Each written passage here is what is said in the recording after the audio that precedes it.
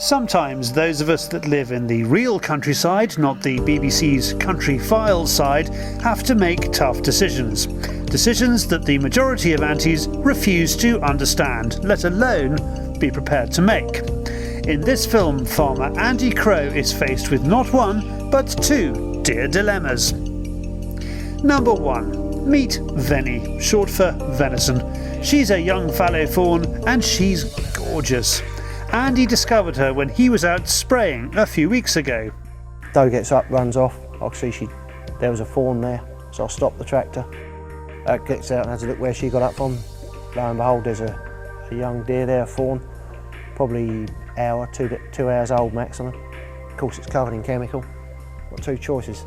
I'll either leave it there for the foxes because Mum's not going to come back to it because the scent's not going to be right, so she's going to leave it, or I'll give someone a ring and see if they want to bring it on. Whether it's right or wrong, I don't know. So in my eyes, it's right to give it another chance.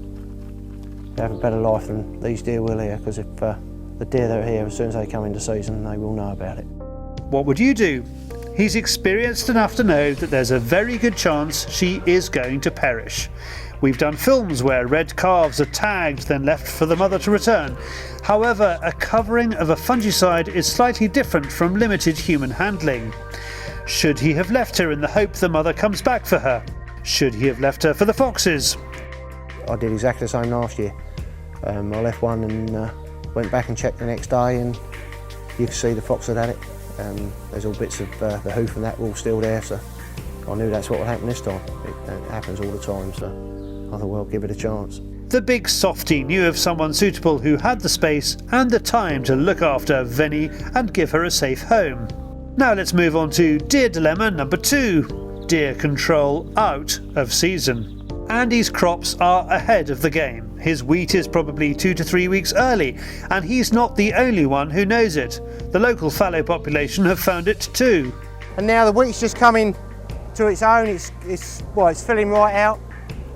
And as you can see by the damage we got here, we got a lot of deer moved in on the farm. Pockets all over this field, and this is only a small field. Well, about 6 years ago we had 30 acres, 2 15-acre fields. We didn't even bother cutting it. It just wasn't worth it. The deer come back in season on the 1st of August. Well, by the time the 1st of August comes, this will be ploughed up anyway. It's be cut and ploughed. So, with the harvest being early, what do you do about it? In a normal year, he'd only have to worry about a fortnight's worth of deer damage before the fallow buck season starts on the 1st of August.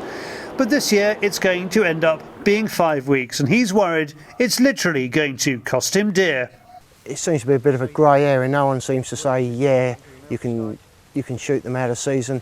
To tell the truth, I'm not really for it, but when you're losing corn like we are, we're probably going to, unless we can do something about it, we're going to probably lose 10, 15 acres of corn that we're not going to cut. It's milling wheat, so say we get 160 a tonne, that's a lot of loss.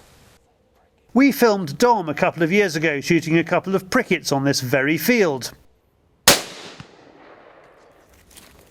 That was filmed on the 30th of August 2011. The Gralloch revealed just how much of Andy's wheat they were tucking into. Yeah, look at the wheat in there. Yeah. And that's just one. Yesterday there was over 50 out there. So, yeah. Hopefully there'll only be 48 now. So what does he do?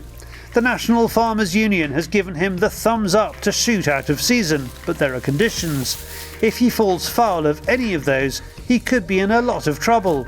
Plus, it doesn't really sit right with him either. We asked the Deer Initiative what their advice would be. Because of the wording of the law, you've got to shoot them where the damage is occurring. Now, if you shoot into a herd of fallow in the middle of a wheat field, you actually do more damage to the wheat field getting the carcasses out than the deer are probably doing on their own.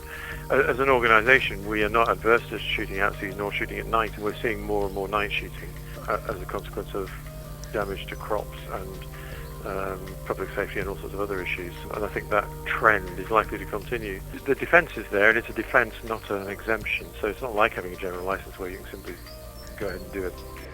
Andy's seen more deer on this farm this year than ever before, and in 2014, earlier than ever before. There's so much protein in the wheat, they're just piling the weight on, ready for when they start the rut in a couple of months' time, at my expense.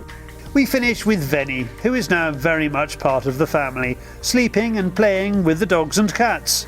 She's now on lamb's milk and doing well. A lot of aunties will find this all very odd. Andy doesn't. He does conservation, he does killing, and he does cute. The aunties only have the intelligence to do cute.